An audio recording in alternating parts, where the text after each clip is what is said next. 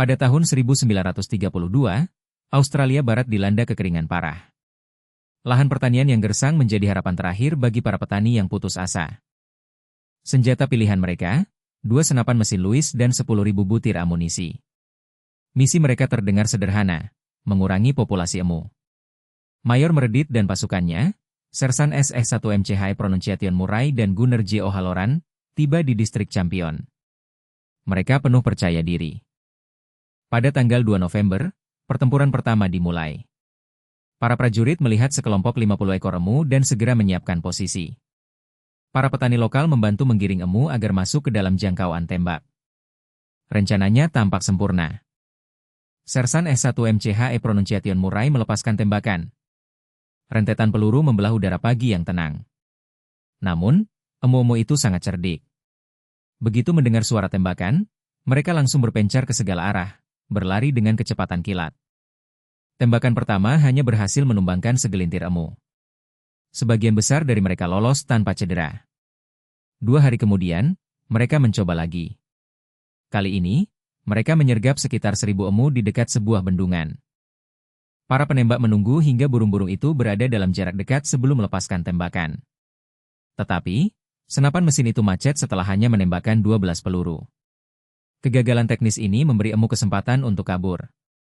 Mayor Meredith mulai menyadari bahwa musuhnya jauh lebih tangguh dari yang diperkirakan. Emu-emu ini seolah memiliki pemimpin yang cerdas. Dia mencatat dalam laporannya, setiap kelompok tampaknya memiliki pemimpinnya sendiri. Seekor burung hitam besar setinggi 6 kaki yang terus mengawasi saat teman-temannya sibuk menghancurkan. Para prajurit juga terkejut dengan daya tahan emu. Burung-burung itu bisa terus berlari bahkan setelah terkena beberapa tembakan. Mereka dapat menghadapi senapan mesin dengan kekebalan seperti tank, kata seorang prajurit. Frustrasi, Mayor Meredith mencoba taktik baru. Dia memutuskan untuk memasang salah satu senapan mesin di atas sebuah truk. Harapannya adalah mereka bisa mengejar emu yang berlari cepat dan menembak mereka saat bergerak. Ini adalah cikal bakal perang bermotor. Adegan pengejaran yang kacau pun terjadi. Truk itu melaju kencang di medan yang tidak rata, mencoba mengimbangi kecepatan emu. Namun, guncangan hebat membuat penembak tidak bisa membidik dengan akurat. Peluru-peluru meleset jauh dari sasaran. Dalam satu insiden, truk itu menabrak pagar yang dirusak emu, dan hampir terbalik. Misi pengejaran ini adalah sebuah bencana. Setelah hampir seminggu berperang, hasilnya sangat menyedihkan. Sekitar 2.500 peluru telah ditembakkan. Jumlah korban di pihak emu? Laporan resmi menyebutkan antara 50 hingga 200 ekor. Efisiensi yang sangat rendah.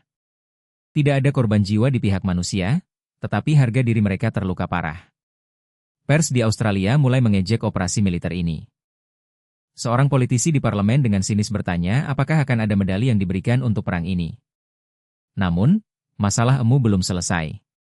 Serangan terhadap ladang gandum justru semakin intensif setelah militer pergi. Para petani kembali memohon. Di bawah tekanan politik yang besar, Menteri Pertahanan dengan enggan menyetujui kampanye kedua. Pada 13 November, Mayor Meredith kembali ke medan perang. Kali ini, dia datang dengan pemahaman yang lebih baik tentang musuhnya. Militer mencapai beberapa keberhasilan kecil. Mereka lebih sabar dan menggunakan taktik penyergapan yang lebih baik. Dalam laporannya, Mayor Meredith mengklaim telah membunuh 986 emu dengan 9.860 butir peluru. Rasio 10 peluru untuk setiap emu. Meskipun angka ini lebih baik dari sebelumnya, itu tidak cukup untuk membuat perbedaan signifikan pada populasi emu yang besar. Pada 10 Desember, operasi militer secara permanen dihentikan. Pemerintah akhirnya menyerah. Para prajurit meninggalkan Australia Barat. Mereka telah bertempur dengan gagah berani, tetapi musuh mereka terlalu cepat, terlalu tangguh, dan terlalu banyak. Dari kejauhan, emu-emu mengamati kepergian mereka. Mereka adalah pemenang yang tak terbantahkan dari Perang Emu Agung. Pemerintah kemudian beralih ke strategi yang lebih praktis, menawarkan hadiah, bounty, bagi siapa saja yang bisa membunuh emu. Sistem bounty ini terbukti jauh lebih efektif daripada intervensi militer. Puluhan ribu emu diburu dalam beberapa tahun berikutnya. Namun, kisah tentang tentara Australia yang kalah perang melawan burung tetap menjadi legenda. Ini adalah pengingat yang aneh dan lucu tentang bagaimana alam terkadang bisa mengalahkan teknologi dan strategi manusia yang paling canggih sekalipun. Mayor meredit, meskipun gagal, dipuji karena usahanya.